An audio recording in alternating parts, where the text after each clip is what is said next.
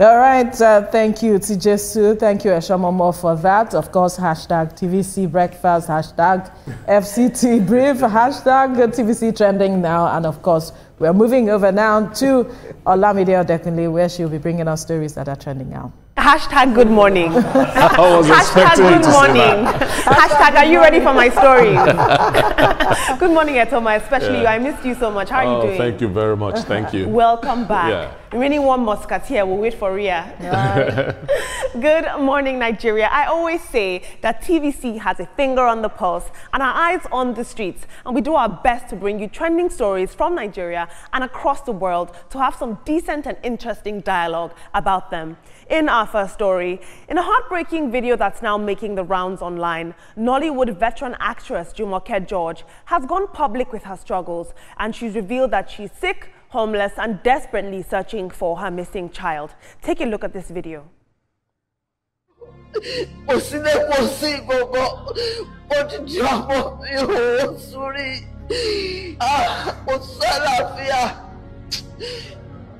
Ló ti sú mi, ipá mi ti pin, mo ti gbìyànjú gẹ́gẹ́ bí onígbàgbọ́. The first one, Deola, mi ò rí the past 4 years ni mo ti wá. May 1st of June, no clock 41, Deola. We're almost 41 years old in the past 4 years. She also revealed later on in her video that despite her poor health and a lack of stable housing, she's been the sole caregiver for her grandchildren. This emotional appeal has, of course, struck a nerve with fans and fellow actors, and many people are calling for us to support and crowdfund her. But this, of course, raises a deeper conversation about the welfare of Nigeria's aging entertainers and what structures exist to support veteran actors in times of crisis. And are they enough? I think that it would be great to see the Actors Guild of Nigeria step in. This is the kind of situations that call for their intervention. I have a question. Does Nollywood have a responsibility to veteran actors, or is it every actor for themselves after the cameras stop rolling? We'll see. Let's take a look at social media. Streets Update says, Omo, I watched this video and I see that life is not a joke. Because how can a woman that was popular like that for Yoruba Nollywood films is passing through all these things and none of our colleagues in the industry can even support her? I think that in Nigeria, we fail our veterans a lot. We saw with the Nigerian Football Federation, Mr. Chukwu, who passed away, no resources for him as well while he was alive. Adewe says, Omo, and she's been acting all these years. True, people hide their pain, most especially some of these celebrities. I agree, you'd be shocked what is lurking beneath the surface of fame. In our next story, a video making the rounds on social media has ignited conversations about fame, family, and forgotten roots. In a now viral clip, 2 men claiming to be relatives of Super Eagles star Victor Oshmhen are seen accusing the footballer of neglecting his hometown and turning his back on the family since he rose to global stardom. Now, the men say that they share the same grandfather with Oshmhen, and they filmed themselves outside what they describe as the striker's family house in Edo State. According to them, the community allegedly once supported Oshmhen's late father during difficult times and even contributed to his mother's burial. This is what they had to say. Nothing remains from us when we not do for Victor Oshmhen or do for the father. For the father. That means when I say everything when I get, just to help the man. Yes. Okay, I can hear you, sir. Until when we now hear say the boy is a player. Is there a big boy now? Everybody in the family we are happy. Not only in the family, the whole everybody happy. We are happy. Because I heard that the last time they play one Champions League like that, the governor of Edo State bring television. So we come out, we come out in this community in the palace. In the palace here. Yes. Nice one. So now, we don't know what is happening. So when the boy now say refuse to. And since then, now the boy has never stepped into this at all. Even when the father died, they bury him for Lagos. Yes. We send messages, even our family in Lagos. All said. Later on in the video, the men say that the silence from Victor Oshmhen feels like a betrayal. They question why someone who made it from their streets to international football fame hasn't looked back or even shown any sort of gratitude to them. Now, whether these claims hold any weight or not, the video has, of course, ignited debate online about family expectations, success, and the weight of giving back. Now, Victor Oshmhen is a first-generational millionaire, which means that he's going to struggle with everybody wanting a piece of him. Nobody works harder than your village people, I tell you that, because they're not even direct relatives, and still they feel entitled. This is black tax at its finest. Let's take a look at social media. At South Boy says, he's just lying. Victor's mother is from my hometown in Delta, and he always remembers his family. He sends them money even if his mother is dead already. Tay Long says he should renovate his father's house, make it look big for people to live there, even if it's for free. That's enough. It's not by giving them money or something. Are you sure this tweet is not from one of the men in the video? Guys, what do you make of this whole issue of black tax and this whole issue of you having to spread your generational wealth because you've come into fame or money or global stardom? It is expected in Africa for things like this to come out. The funny thing is that those guys sound as if, look, if you don't send money, then you are a bad person. You know, that entitlement is what I am not too comfortable with. What if Victor wasn't as successful as he is right now? Well, that's aside. The one that really got me is the actor that is crying for help. We have the Actors Guild of Nigeria, and I think they have a welfare department in the Actors Guild of Nigeria. How good, how effective has that welfare department been? And moreover, you have guilds, Actors Guild of Nigeria, how many people are paying dues into it? So there are a whole lot of things you want to ask questions about. But I would like to appeal to Nigerians that, look, reach out, help this lady. The one that really touched me is that she's not seen her child for like 4 years. The woman is going through all sorts of pain, emotional, physical, health, and so on. Let's do something for her. Indeed, I share that sentiment with you. Let people rise up to come to her aid as much as possible. It's sad that her daughter, she hasn't seen her daughter for the past 4 years. I wonder if the daughter is still alive and still knows that her mom is searching for her. Please reach out to your mom. It's important, because she says she has been the caregiver of her grandchildren and she is not even feeling well. And also the fact that she doesn't have a place to stay. It also goes to show that perhaps the remuneration they get in the industry is quite low. Not all of them who are at her stage get paid so much for them to be able to establish themselves. So perhaps the industry needs to revisit how much they pay people like her, because we know a lot of young persons, they spread their tentacles everywhere so they can make money and shore up for the gaps that the industry pays them. And then there's also the matter of taking care of the elderly. I know that at some point the Yoruba Guild of Actors did some things for some persons. Here we are again. It's now a responsibility for you guys to begin to look out for these persons. And kudos to the lady who did that interview that brought this story out. Now, looking at Oshmhen, you know, success has many relatives, and that is what we are seeing here. If he wasn't successful, will they come out to say that we did this for you, we did this for your father, we did this for your mother, we did all of that? I mean, how do you relate with him? How regularly do you communicate with him such that he can even have you in mind?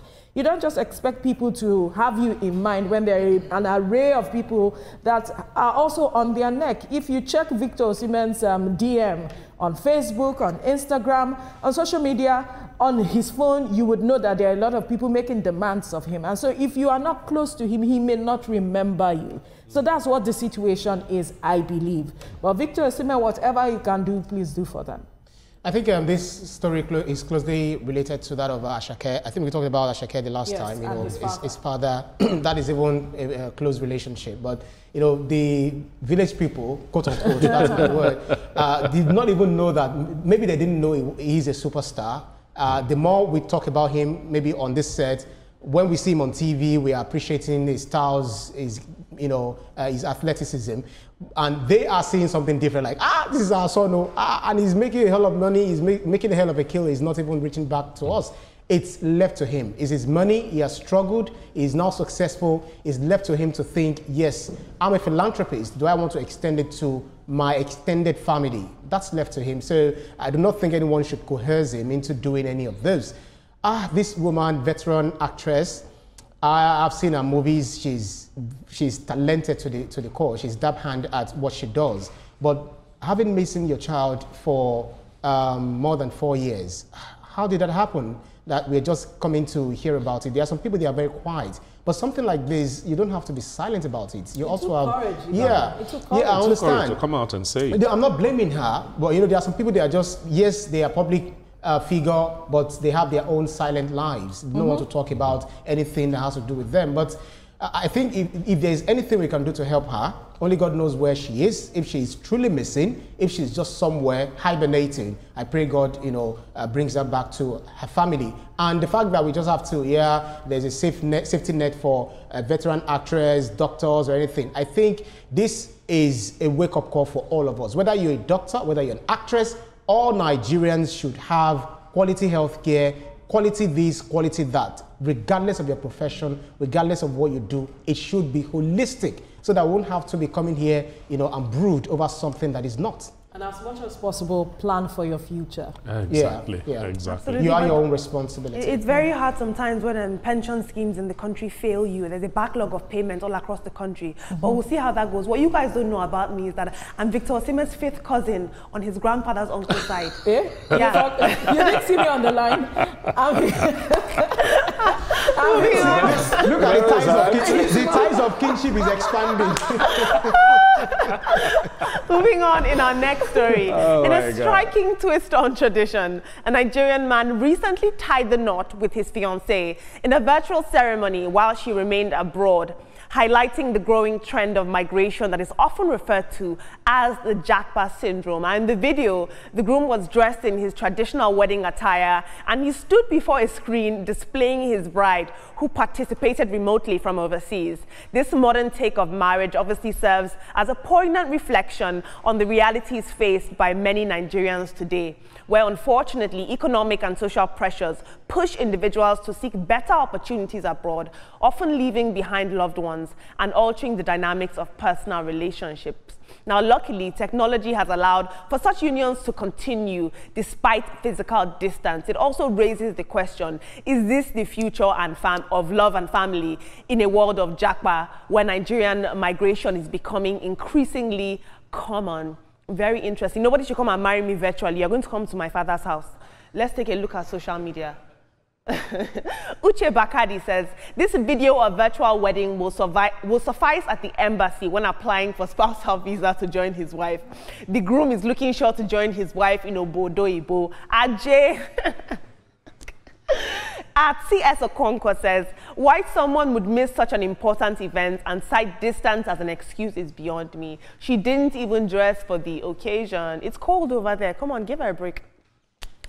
In our next story, a Nigerian mother has shared the harrowing story of her journey through the perilous Sahara Desert and across the Mediterranean, traveling with her young children, including a toddler, for her search for a better life in Europe.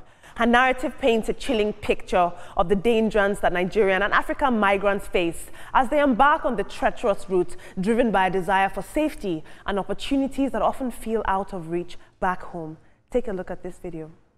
This is proof that the fountain of life is the giver of life. This is why we thirst and drink of him to survive. I need you to see his faithfulness in Hebrews 12:1. Surrounded with a cloud of witnesses, I see an army of angels and the hosts of heaven shouting, holy, holy, holy. Who would say that those born of God are alone? Even in the death.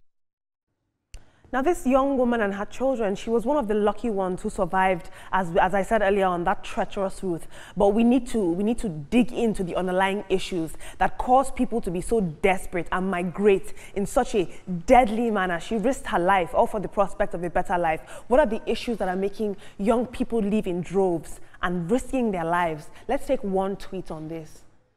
I'm happy that she survived. At Hugo Bros says, one will see how much torture this brave woman had to go through to give her toddler a better life and still want to make fun of her. All I see here is an Amazon, an amazing woman. God keep her and her toddler. She is indeed an Amazon. It takes a strong woman to make that kind of sacrifice. Lucky she survived. In our final story in international news, about 50 white South Africans, mainly Afrikaner families, have arrived in the United States as refugees. They landed at the Dulles International Airport in Virginia earlier this week and will be resettled in 10 different states.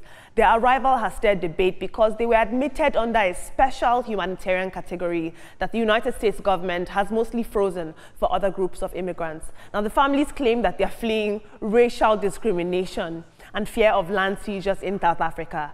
And these concerns are tied to a proposed land reform law that was meant to correct decades of apartheid-era inequality. But South African officials say that no land has been taken from these white people, and they've dismissed their claims that they are actually refugees. The South African government has also pushed back against past comments by US President Donald Trump, who once claimed that white South Africans were facing genocide in South Africa. This is very interesting because we have bona fide refugees across the world, Iranian refugees, Palestinian refugees who actually need rehoming and resettlement. And here you have these, pardon my French, white folk who are saying we're fleeing persecution, where they inherently are the ones who prosecuted back in the times of apartheid. And funny enough, white South Africans make up about 7% of the population of South Africa, and yet they own 70% of the land. Make it make sense. I'm going to take one tweet on this. Two tweets, actually. Evarista says, America is no longer normal. Here we are welcoming apartheid gangsters, criminals, and racists, only because they're whites. But Trump can forcefully expel and deport all the black and brown people as he likes. And eventually says, but I thought that immigrants were bad. Are only white immigrants allowed then? Pertinent question. Before I hand over to the team, I'd like you guys to please chime in with your interesting perspectives and thoughts with the hashtag TrendingNowTVC on any social media platform. I promise you that I am listening. Team, what do you make of this? A group of white South Africans saying we are actually the ones that are being prosecuted. We are suffering back home, even though we are engaged in years of racial inequality and apartheid. Just like the tweets you read, it opened up this racial discrimination in the United States.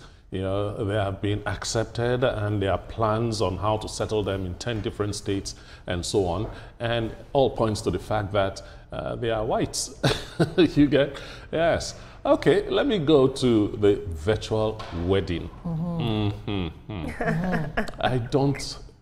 I wouldn't do that. I wouldn't do that. I can't just imagine how it feels. My wife is there, I'm seeing her on the screen, and okay, what happens when they say kiss the bride? What happens you bring then? the phone close to his mouth. However, if the law sees it as binding, as legal, I don't see any problem with that. It's just the idea of it that's a little bit strange for me. Well, I think we should understand that things have changed and that the narrative around marriage and everything we know is changing, whether we like it or not. I have attended a traditional wedding where both the man and the woman were outside the country, and we went fully dressed, eating on her behalf. We took our phones and we were showing her, see, we are eating, we are celebrating, and we're doing this on your behalf. While she was not even dressed, her hair wasn't even combed, she was just saying, oh, really, this is what is going on, guys, fine, and all of that. We should come to this reality that things have changed. What we used to know, traditions is changing, everything about us has changed as we speak. And then for the other story on migration. Trump migration, I think that the story for me is seemingly trying to encourage people that you can walk on this dangerous route, and it is wrong.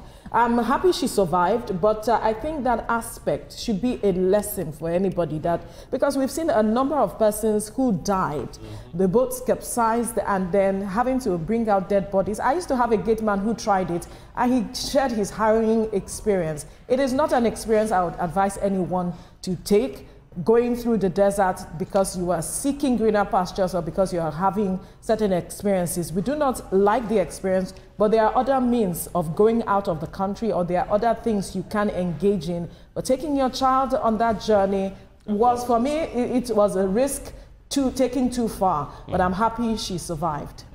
Yeah, talking about virtual reality, because this is virtual reality, you know, the husband there, it's happened to my family, my immediate younger sister, when she gave birth, you know, based in Cardiff. The family came together. They were in church because she married a Christian. They were in church doing the naming ceremony. We were in Nigeria eating and whining and dining.